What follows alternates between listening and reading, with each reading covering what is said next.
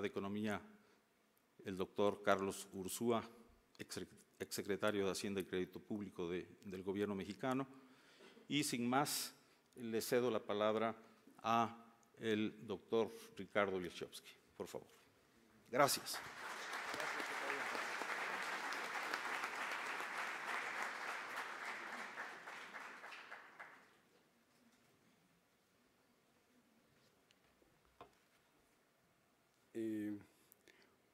Muy buenas tardes, muy buenos días a todas y todos. Es buenas tardes en Río de Janeiro, de donde vengo. Yo siempre me da mucha alegría estar en México y además en UNAM. Yo quisiera empezar agradeciendo muchísimo por esta invitación. ¿No se escucha? ¿Ahora sí? En especial a Eduardo Vega, a Veronique Deli. Estoy muy honrado de estar aquí al lado de los distinguidos colegas profesores Eduardo Robledo, Rolando Cordeiro, Arancia Corchero, Eduardo Vega, por supuesto, Victoria Núger, Carlos Ursúa. Es un gusto estar aquí con ustedes para conversar sobre el futuro. Yo voy a proponerles una metodología distinta de la metodología usual, que es muy buena, que es la metodología de dibujar, diseñar escenarios. Yo quisiera gastar unos minutitos inicialmente con eso. Obviamente el tema del coloquio es lindo, ¿no? Como ya dijeron aquí los colegas,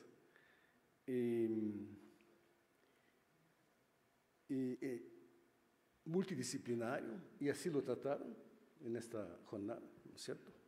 A partir de la horizontalidad demandada por Rolando.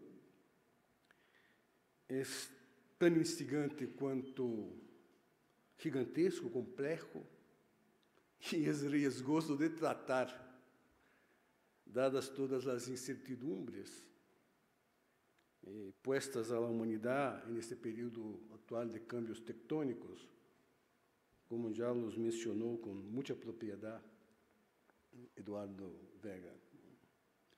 A revolução tecnológica, transição digital, energética, ambiental, uma extraordinária velocidade na conectividade, 5G, luego vendrá el 6G, etc.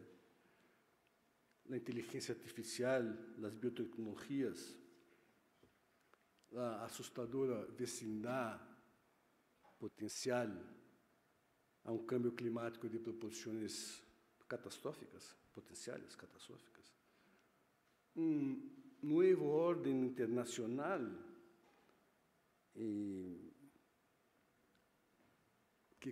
siguió cambiando con la guerra de Ucrania, centrada en la oposición entre China y Rusia de un lado y Estados Unidos y Europa de otro, una especie de bipolaridad ampliada. Los desarreglos sistémicos, mencionó también Eduardo, en la economía global, cambios probables en el marco regulatorio. El Occidente se dio cuenta de que con el neoliberalismo no consigue acompañar el intervencionismo chino. Eso sirve para el centro. No sé si están tan contentos de dejarnos salir del neoliberalismo aquí en América Latina. Un asustador fortalecimiento de la extrema derecha y, por supuesto, para complicar nuestra historia de América Latina,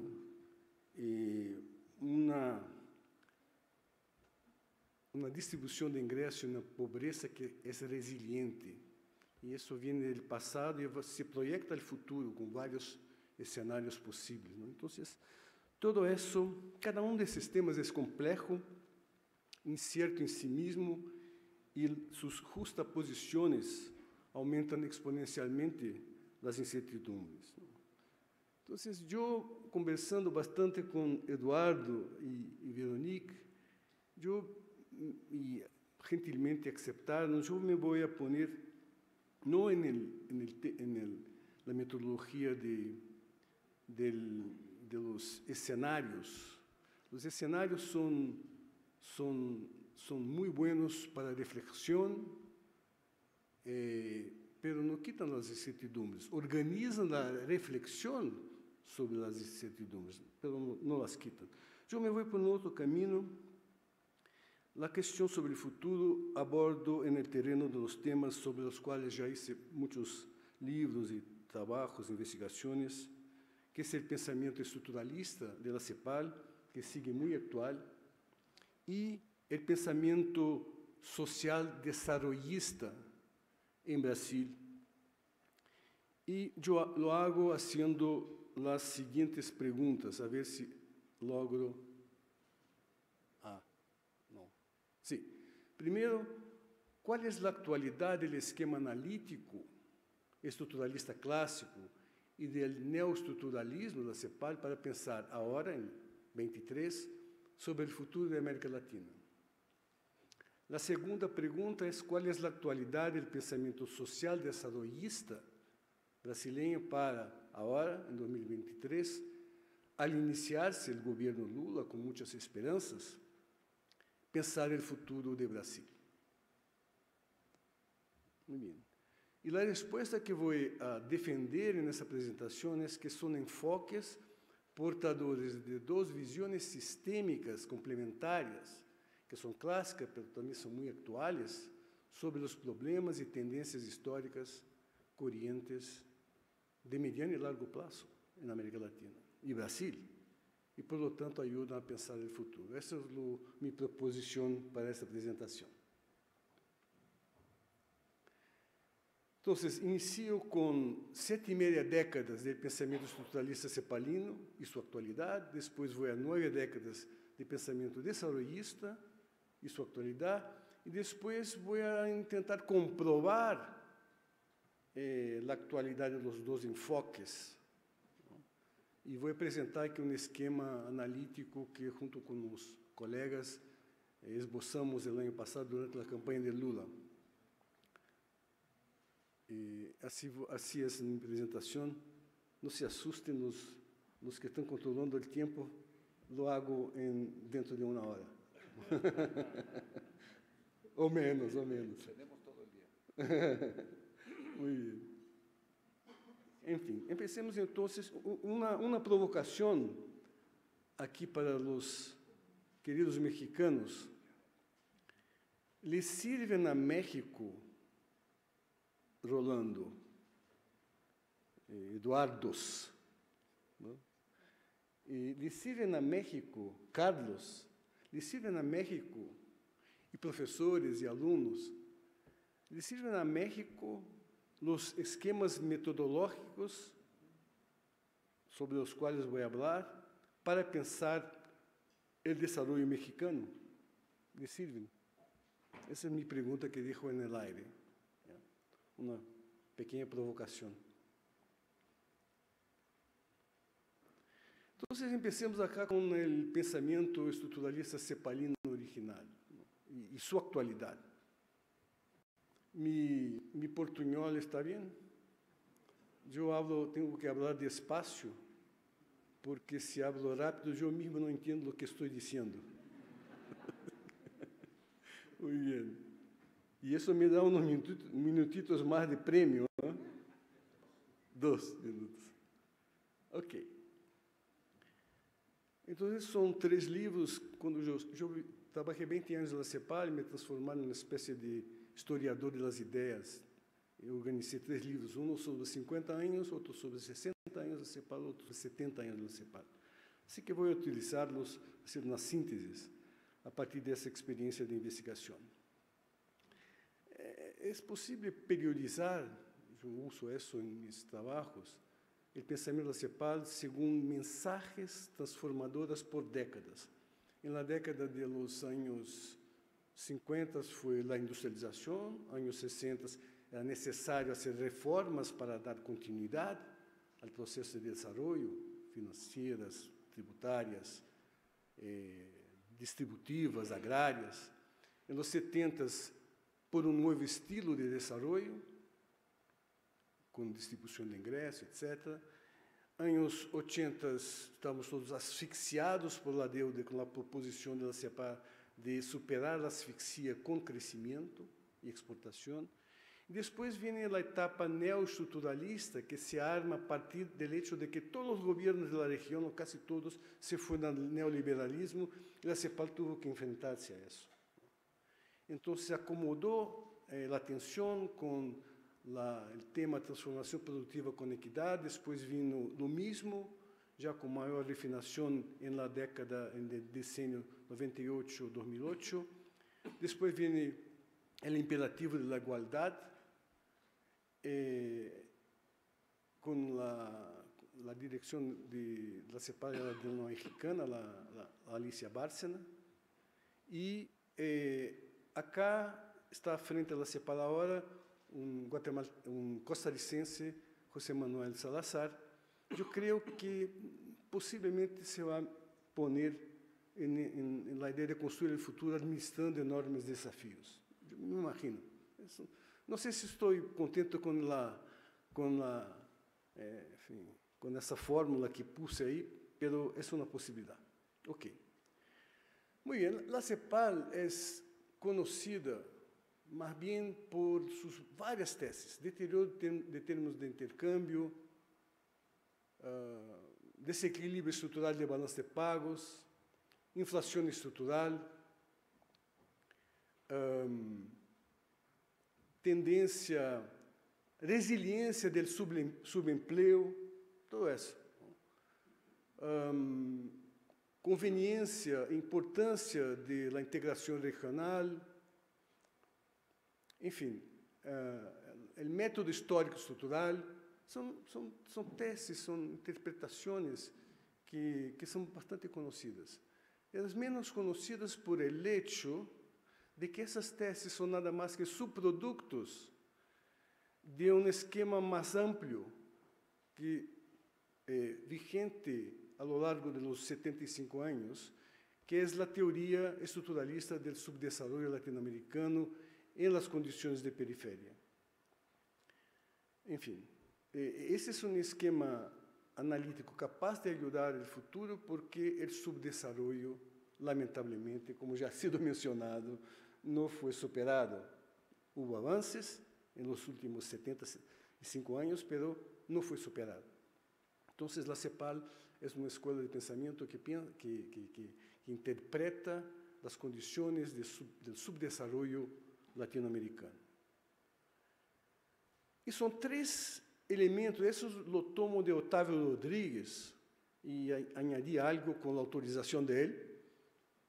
São três elementos centrais que são muito atuais: a baixa diversidade produtiva, a especialização em bens primários, grande heterogeneidade estrutural e oferta abundante de mão de obra com baixos ingressos, e estrutura institucional pouco favorável à acumulação de capital e ao progresso técnico. São esses três elementos que dão lugar a todas as outras teses.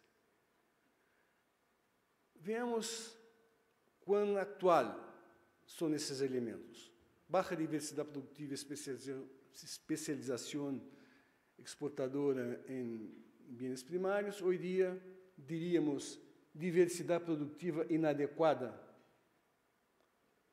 e exportadora inadequada. Baixos efeitos de encadenamento, baixa densidade tecnológica. E as consequências, 70 anos atrás, eram de limitar a capacidade de generação de divisas e pressão muito forte por divisas. E hoje dia seguimos com a mesma vulnerabilidade externa por brecha de divisas, que lo diga a Argentina, não é certo, Victoria? Com o agravante originado na debilidade da estrutura produtiva, mas com o agravante da submissão aos fluxos de capitais privados de curto prazo. Segundo elemento, tanto 70 anos atrás como hoje dia, uma grande heterogeneidade estrutural, oferta abundante de mão de obra, subemprego, informalidade. Isso tudo é, lamentavelmente, muito atual. A desigualdade social é o espejo da heterogeneidade estrutural produtiva e da péssima distribuição da propriedade. As consequências são que há uma brecha de produtividade com relação aos países centrais, que limita a inversão e a competitividade internacional, e, em consequência, limita a superação da pobreza, o que se agudiza devido à concentração de propriedade, de poder e à insuficiência de políticas públicas de proteção social. Em terceiro lugar, atrás, 50 anos, 70 anos atrás, se dizia que o quadro institucional, o Estado, etc., e a composição dos agentes era pouco favorável ao processo de acumulação. E hoje em dia é o mesmo, com mais forte consciência, quizá, de los desafios enormes de escassez de global players, precariedade no sistema de inovação, de financiamento, um Estado pouco aparejado para as tarefas de saúde, de sustentabilidade ambiental, de proteção social, etc. E as consequências são baixa inversão, como inserção internacional precária, etc. Então, a análise, por razões nada animadoras, não cambiou muito, porque o quadro cambiou, mas não o suficiente, cambiou pouco. Nos vai falar sobre a parte da precariedade no sistema de saúde, Arância, não? Já está aí. Lamentavelmente, seguimos. Bueno, aqui estão para desfrutar um pouco da memória das pessoas. Estão aqui uns intelectuais de grande influência na galeria de intelectuais. Aí está Prebisch, na cabeceira da mesa, e ao lado da senhora está Celso Furtado, o grande brasileiro estruturalista. Aqui está Maria da Conceição Tavares, não é certo, Rolando? Uma amiga tua, querida, muito querida. Está Aníbal Pinto e Celso Furtado, ela sempre já dizia que eram seus dois professores. Está Oswaldo Sunkel.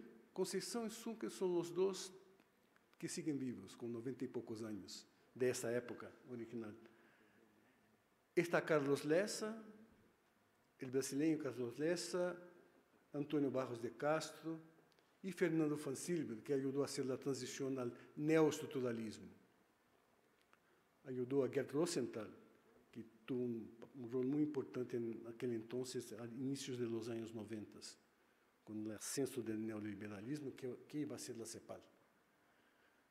Em México, quizás os de maior influência foram Prebisch, Urquidi, ¿no? ¿Está bien así? No, esa foto no. ¿Esa foto no?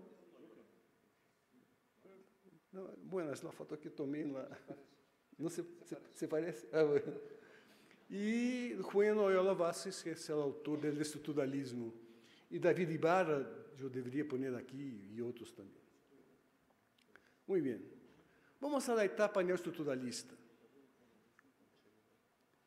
que é a quinta, que inicia com a quinta década, e aí estava um problema.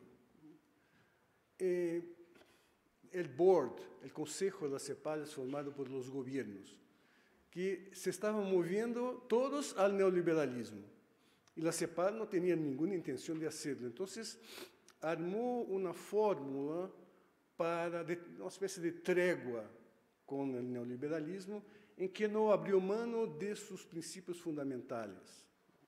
Entonces, yo digo que hubo continuação com relação ao estruturalismo clássico? Sim, hubo. Foi uma década de adaptação à nova era de inserção em la globalização. Vou deixar que leiam isso para descansar pouco de minha voz. Isso, escrevi texto da revista da CEPAL.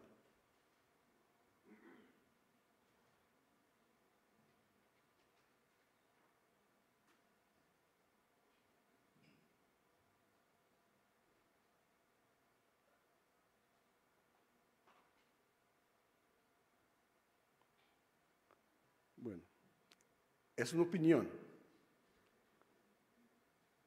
de alguien que leyó casi todo. Yo tengo una ventaja y una desventaja cuando discuto esas cosas.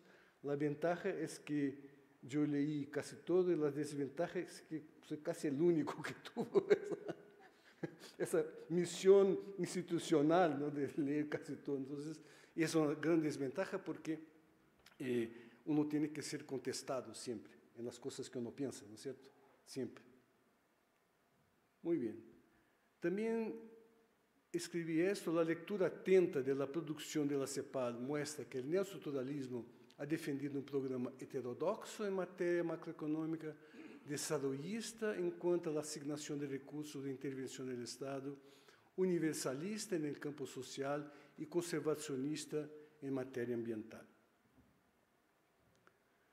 La sexta década viene con algunas innovaciones, no son innovaciones a nivel mundial, pero son cosas que la CEPAL absorbió para refinar su análisis neoestructuralista, hizo un balance de las reformas, habló de la ciudadanía y cohesión social, hizo una fusión entre los enfoques estructuralista y schumpeteriano, una agenda tridimensional, global, regional y nacional, y trató de los flujos de capitales también. En la séptima década, yo identifiqué, junto con Miguel Torres, que me acompañó en este trabajo, este listado enorme de elementos, ¿no? Es una institución intelectualmente dinámica, porque está introduciendo siempre elementos nuevos. Les voy a dejar leer eso también rápidamente.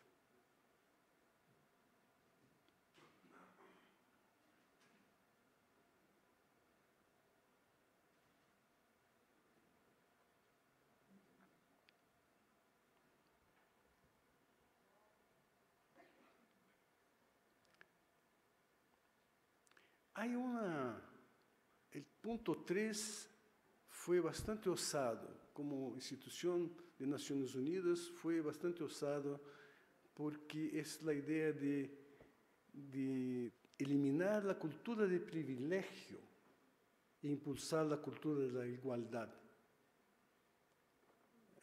La cultura de privilegio entendida como herencia de los tiempos coloniales, que naturaliza jerarquías sociales,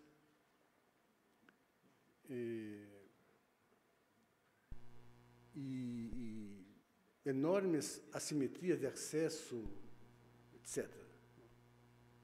Instituciones arraigadas reproducen comportamientos de agentes con mayor poder económico y político. En fin, vale la pena leer esta parte del documento de periodo de sesiones presentado en Cuba en 2020. Yo diría que es la parte más fuerte, progresista. La CEPAL es un organismo progresista, ¿no? Socialdemócrata progresista, siempre ha sido. Y ahí está un momento muy especial. Bueno, en los años recientes, hay algunos temas interesantes que surgieron. Se habla de 7 sectores dinamizadores de un gran impulso, que son las transformaciones de la matriz energética, la movilidad sostenible, la revolución digital, la industria de la salud, la bioeconomía, la economía circular, el turismo sostenible. Entonces, ya preocupado como seguir con el crecimiento, el desarrollo y la transformación a partir de una dinamización poco emisora de gases de efecto estufa, etc. Bueno, también entró muy fuerte el análisis de los impactos de la pandemia y ustedes encontrarán en el documento Período de Sesiones de 2022 un decálogo de áreas prioritarias. Voy a saltar eso y concluir la primera parte con lo siguiente, porque ustedes ya deben estarse preguntando, perfilándonos al futuro con el pensamiento estructuralista cepalino. ¿Cómo? El esquema centro-periferia inaugural es lamentablemente muy actual porque seguimos insertados como periferia subdesarrollada en la economía mundial. Adicionalmente, con una sumisión desfavorable a la globalización financiera y productiva. La llegada de China al centro no parece cambiar mucho este cuadro de sumisión. Son lamentablemente muy actuales los desafíos sociales sobre los cuales el estructuralismo se debruça desde las primeras décadas: pobreza, mala distribución de ingresos, etc. Insensibilidad de las élites, que es una forma, algo que está en el documento sobre cultura del privilegio. Son muy actuales los temas asociados a 75 años de rezago de la región frente a la frontera mundial de productividad y a los grandes desafíos tecnológicos, y son lamentablemente muy actuales las advertencias que la CEPAL hace desde Oswaldo Zunkel a inicios de los años 80 sobre la insostenibilidad ambiental de los patrones de producción y consumo vigente. La novedad es la alarmante urgencia de enfrentar el problema. Bueno, dos pequeñas críticas. Por razones de ser una entidad de Naciones Unidas, entró muy poco en la política. Segundo, hay una cierta tendencia, ¿no es cierto, Rolando?, de que se busque similitudes entre países y se pierde la ventaja de contrastar diferencias, de apostar también en la diferencia para llegar a una nueva síntesis. Eso está por ser hecho todavía. Hicimos algunos experimentos recién, uno con la CEPAL de México sobre los países de América Central, en fin. Pero eso falta. Y en la falta de eso, yo entro en el caso de Brasil, en el pensamiento económico y la estrategia de desarrollo brasileña. La pregunta clave es cuál es la actualidad del pensamiento social desarrollista brasileño para, en 2023, pensar el futuro de Brasil. Bueno, también me baso en cosas que yo escribí, libros que escribí. Eso está distribuido, ¿no es cierto? Así que todos tienen acceso a los títulos. Está distribuido este PowerPoint, ¿no? Ok, por favor.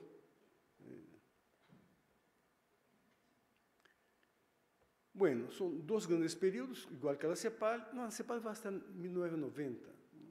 El primer periodo es del desarrollismo hegemónico, y a partir de ahí el desarrollismo en su enfrentamiento al neoliberalismo. Así trato la evolución del pensamiento desarrollista. El desarrollismo hegemónico fue la ideología de un proyecto claro de industrialización, con superación del subdesarrollo liderado por el Estado. Hay una progresiva hegemonía en el debate brasileño sobre las estrategias de desarrollo, y es un fenómeno brasileño, latinoamericano, mexicano, y hasta de una manera mundial, porque el keynesianismo y la intervención del Estado fue la regla del posguerra hasta mediados de los años 70, por lo menos. Muy rápidamente, tres grandes corrientes de ideas: la liberal, defendía la vocación agraria; la socialista, basada en un episodio de la Internacional Socialista de 1919, que definió que para los países atrasados es necesario hacer una etapa democrática burguesa de transición al socialismo, y eso fue la base de reflexión de muchos socialistas, y desarrollistas de distintos matices, especialmente con diferencia en relación al nacionalismo y luego en relación al apoyo o oposición al gobierno militar. Control, la diferencia entre nacionalistas y no nacionalistas, control por agentes nacionales, estatales y privados de los centros de decisión de ahorro e inversión, énfasis en la armonía entre estabilidad de precios y crecimiento, y una preocupación por avances en términos de la distribución de ingresos, lo que se articula progresivamente con un mensaje sobre un nuevo estilo de desarrollo. Ese es el ciclo ideológico desarrollista. Empieza en los años 30, madura entre mediados 40 y mediados 50, tiene su auge, tiene su periodo de maturidad, de ahí hasta mediados 60, y después viene un auge con el gobierno militar. El desarrollismo tuvo las dos tendencias, la favorable al gobierno militar y la oposicionista. Voy a llegar a esto en unos minutos. Después del 80 vino el desarrollismo en contraposición al neoliberalismo, declina la fuerza del desarrollismo en los 80s y 90s, nace todavía también acosado por la crisis de la deuda, el propio neoliberalismo, un neoliberal, la banca no quería que nos abriéramos a las importaciones, se trataba de pagar la deuda, no quería entrar aquí, entonces, ¿para qué hacer la abertura financiera y comercial? Eso pasaron a querer después del Plan Brady, y ahí se hizo la abertura financiera y comercial. Entonces, el neoliberalismo como ideología empieza, digamos, despacito en los 80s y ahí evoluciona fuertemente a partir de fines de los 80s. La Constitución del 88 brasileña pasó a integrar el pensamiento progresista y con economistas de muchas tendencias se discutió mucho en Brasil el problema de la alta inflación, de la hiperinflación, de la inflación inercial. Sobrevienen a partir de 90 las reformas neoliberales y una cierta hegemonía del pensamiento neoliberal. El desarrollismo se encontraba en una fase de oposición, de negación del neoliberalismo, pero ahí había que poner algo en el lugar de la vieja industrialización. Que ponerse como estrategia de desarrollo en lugar de eso. Y aparecieron dos proposiciones a partir del 2000, el nuevo desarrollismo, que es una proposición de un export-led growth, crecimiento por exportaciones, está muy centrada en el manejo de tipo de cambio y tipo de interés, tasas de interés, y el social desarrollismo al cual yo me afilio, en fin, surge en forma incipiente en los años 60 y tiene como elemento central la defensa del crecimiento con mejoras distributivas y la protección social. Y después evolucionó incorporando en las versiones más recientes los cambios climáticos y el progreso técnico mundial. Muy bien. Entre 2003 y 2015, los gobiernos Lula y Dilma Rousseff implementaron en forma embrionaria el socialdesarrollismo. Y hubo un cierto reequilibrio ideológico entre neoliberalismo y desarrollismo. Y a partir de 2016 hasta el año pasado, una acelerada resurgencia neoliberal absorbida hasta por la extrema derecha que ser intervencionista, não? Pero em Brasil foi muito neoliberal. Bueno, agora, em atenção ao título da sessão do colóquio de primavera sobre o futuro, e o subtítulo de hoje, Desigualdade, Financiamento e Políticas Públicas, eu vou formular aqui uma hipótese de trabalho sobre a evolução entre os anos 60 e a atualidade, o pensamento sobre a relação entre a questão distributiva e o desenvolvimento econômico em Brasil. É um breve mapeio da construção intelectual do social-desenvolvismo e eu lo vou fazer em 5 capítulos, com umas palavritas sobre cada capítulo. O inaugural vem com Celso Furtado. Celso Furtado hizo uma coisa genial, brilhante. Ele tomou a estrutura, um estruturalista, tomou a estrutura distributiva e ao lado puso a estrutura produtiva e integrou as duas. E dizia o seguinte: com esta concentração de ingressos, um mercado tão pequeno por isso, o tipo de industrialização que se está haciendo na América Latina vai aumentando muito fortemente a relação entre capital e trabalho, confirmando o desemprego, o subemprego e o pequeno mercado interno. E isso é brilhante. Pero ele conclui de uma maneira que eclipsa o brilhantismo, dizendo que isso leva a uma tendência decrescente em la rentabilidade do capital e, por lo tanto, ao estancamento. Não vou entrar em detalhes analíticos, pero isso foi um erro analítico dele. E o segundo problema dessa formulação, que foi feita em 65, foi que, logo, a América Latina, junto com o mundo, estava crescendo como nunca, e o Brasil, aún mais. Então, tendência de estancamento nessas circunstâncias, quem não vai crer, certo? Pero a ideia de tomar estrutura produtiva e distributiva juntas vem de Celso Furtado e, de alguma maneira, também de Aníbal Pinto em Chile. Ok. Luego, parte deste primeiro capítulo foi um trabalho feito por Maria da Conceição Tavares e José Serra, em que disse: perdão, Furtado, lhe temos maior respeito, etc., etc., etc., pero há sim a possibilidade de que a concentração de ingresso dê crescimento.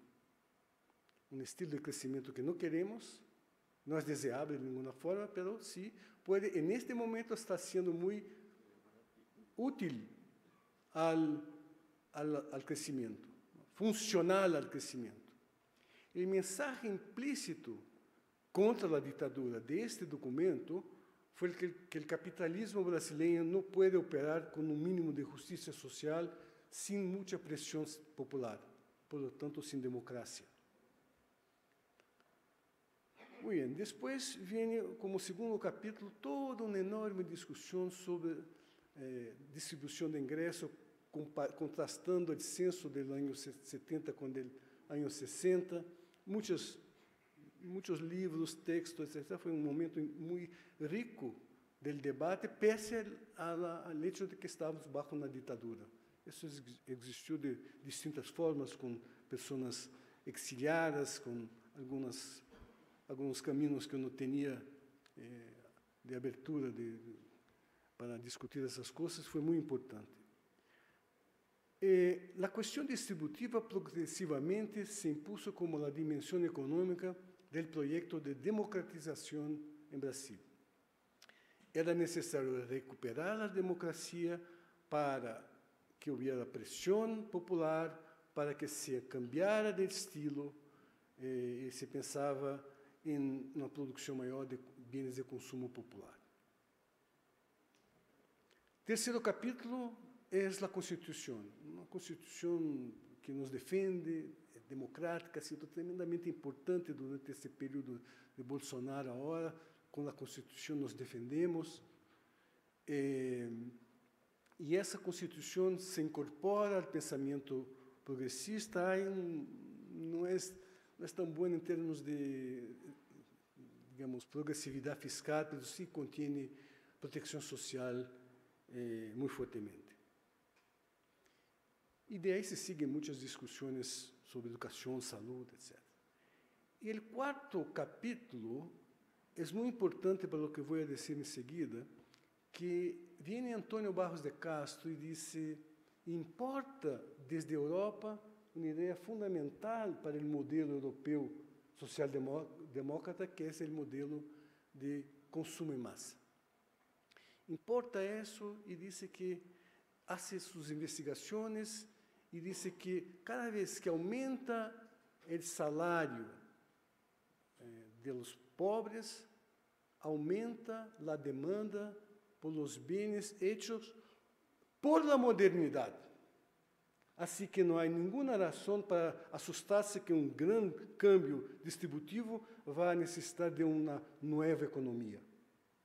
Isso foi um grande avanço, porque nós pensávamos nos anos 70 que era necessário cambiar todo. Aqui ele disse: não é necessário cambiar todo. É necessário cambiar a distribuição de ingresso, e isso lhe dá escala, e, por lo tanto, produtividade à estrutura produtiva já existente, que foi montada com muito sudor por os trabalhadores brasileiros. Muito bem.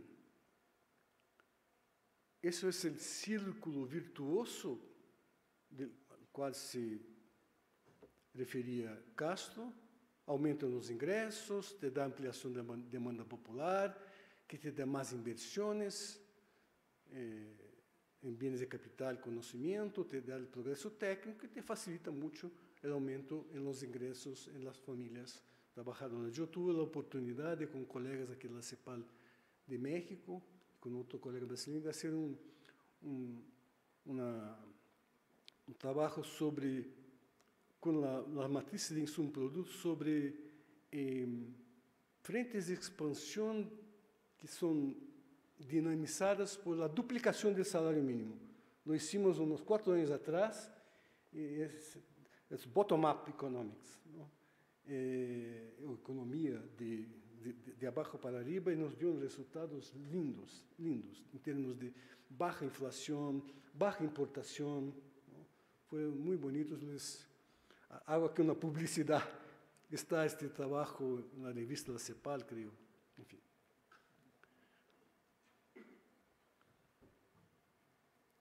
Bueno, outros episódios.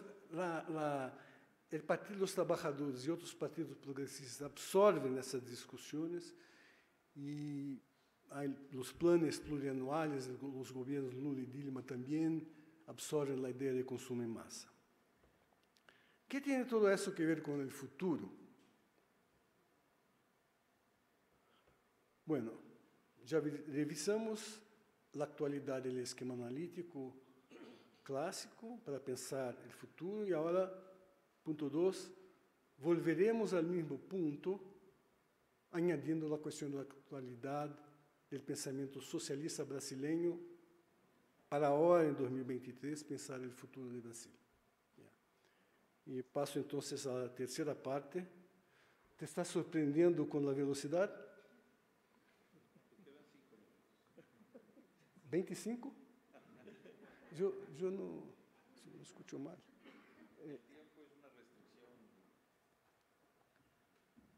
Bueno. 10? 10? Máximo. Ok.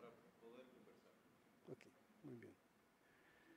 Então, é o quinto capítulo desta história do social-desarrollismo. E aqui é algo que eu pensei muito nisso, nos juntamos e armamos. Eu vou fazer aqui uma síntese, me permitirei fazer uma síntese do que está en el desarrollo inclusivo y ambientalmente sostenible, que es la proposición del actual gobierno de Lula.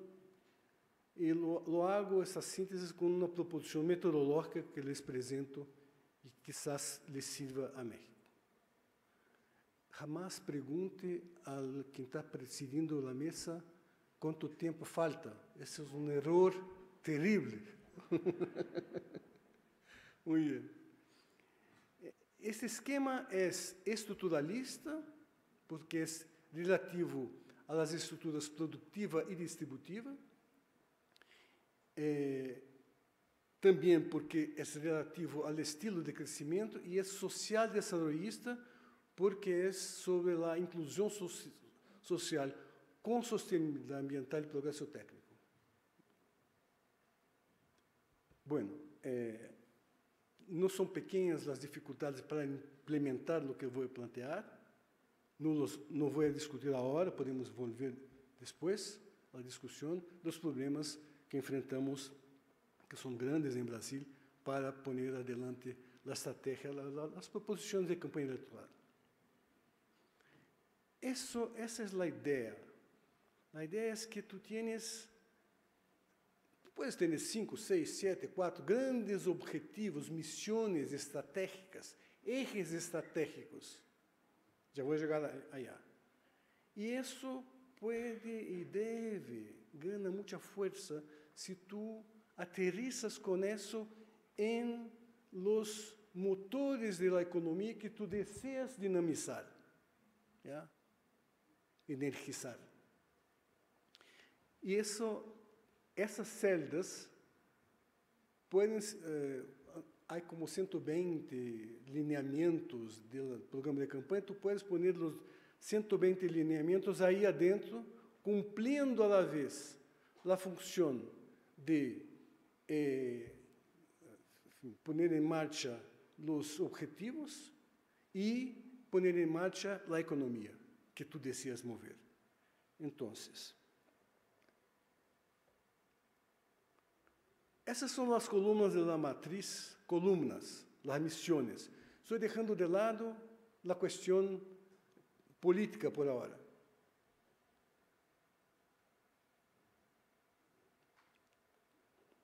¿Okay?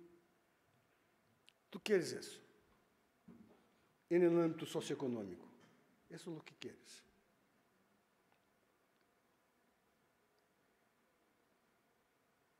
Ok.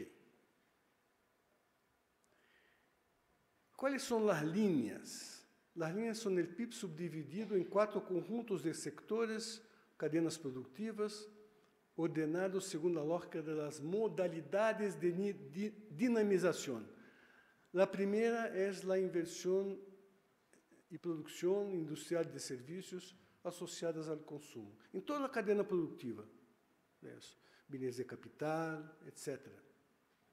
Insumos para el consumo en masa. Dejamos servicios sociales para la segunda línea, el segundo motor, y el argumento es que, además de hacer justicia social, al mover esos motores, estás dando mucho empleo, creciendo mucho la economía. Voy a volver después a eso cuando comente a Lancia, porque mover la economía es parte de la ecuación de salud. La tercera es la inversión y producción de bienes y servicios intensivos en infraestructura, transporte, energía, etc. Y la última es inversión y producción asociada a bienes y servicios intensivos en recursos naturales. Brasil es muchísimo abundante, es una cuestión de gobernar este motor con mucho cuidado por todos los desastres naturales, etc. Muy bien. Entonces, aquí está la matriz. Entonces, para cada celda, yo necesito de políticas que a la vez satisfaçam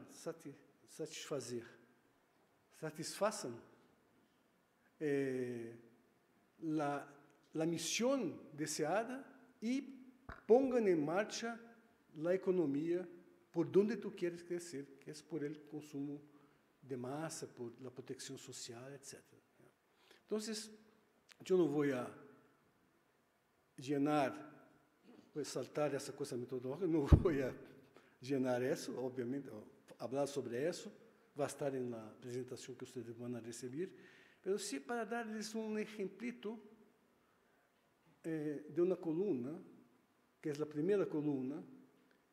Yo, para hacer inclusión y protección social y a la vez mover los bienes de consumo popular, yo necesito disponibilizar ingreso familiar.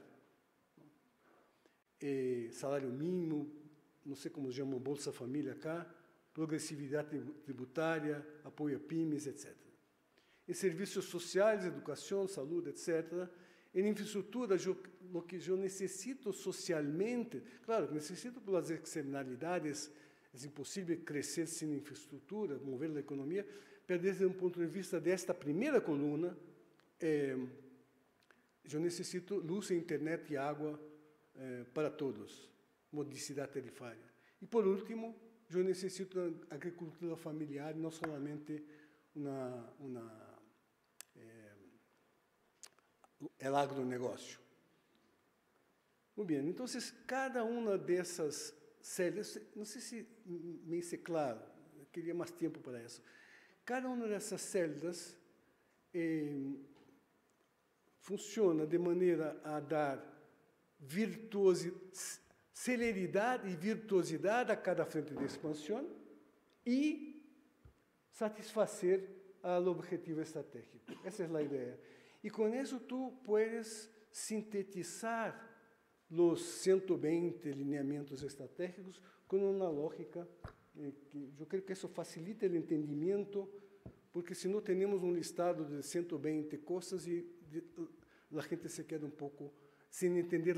Entende a função social, mas não entende a função de dinamização da economia e como as duas coisas se entrecruzam e se dinamizam reciprocamente. Terminando, eu vou saltar só um detalhito. Vocês podem perguntar, onde está a reindustrialização? Está na coluna de transformação produtiva. Eu não posso dizer agora em Brasília que a indústria vai ser frente de expansão, um motor em si mesmo. Difícil. Mas pode volver a serlo se os encadenamentos produtivos de cada motor que está aí, estava funcionando isso durante o governo Lula e Dilma, está aí para ser retomado. Se isso é retomado efetivamente com os encadenamentos na indústria, uno pode ter, e em ciência e tecnologia, uno pode ter uma outra estrutura produtiva muito mais próxima ao progresso técnico que há no mundo. Finalmente, 3 conjuntitos de comentários finais. Finalitos.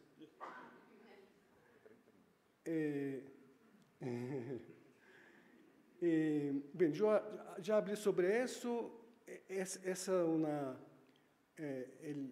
o estruturalismo cepalino e o desarrollismo brasileiro estão aí com, digamos, esquemas metodológicos que permitem organizar a planificação futura do país.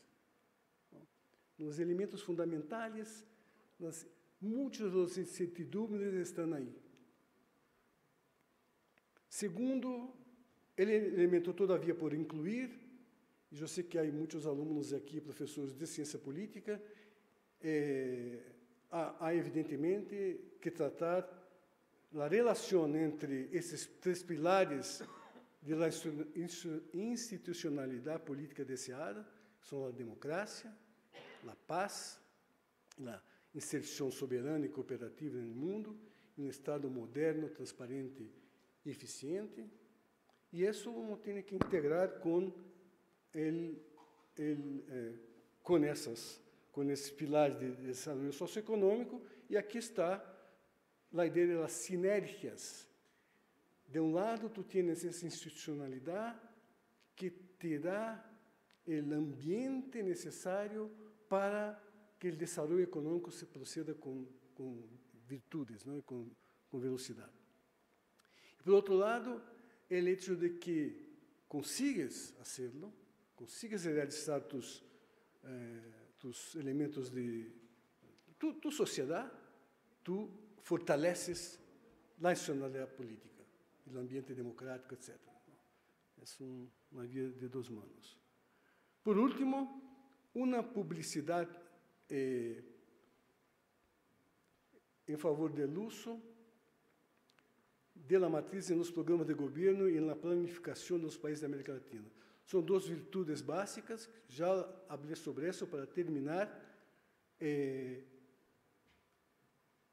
Este esquema que acabo de tentar vender, este PES, este esquema mostra que as dimensões estratégicas estão, em boa medida, associadas ao movimento concreto da expansão da economia, se insertam como exigências no crescimento econômico desejado, e mostra que essas mesmas políticas públicas relativas às exigências conferem velocidade e virtuosismo ao processo de crescimento por os frentes de expansão, cada um dos quais com suas exigências particulares, diferenciadas em cada país. Então, termino com a segunda virtude que tu puedes usar, como o PIB está por inteiro na matriz, tu puedes usar as matrizes em sumo produto para fazer os exercícios que quieras com essa matriz. E aqui, para terminar, retomo, então, a provocação inicial. Será que esses dois esquemas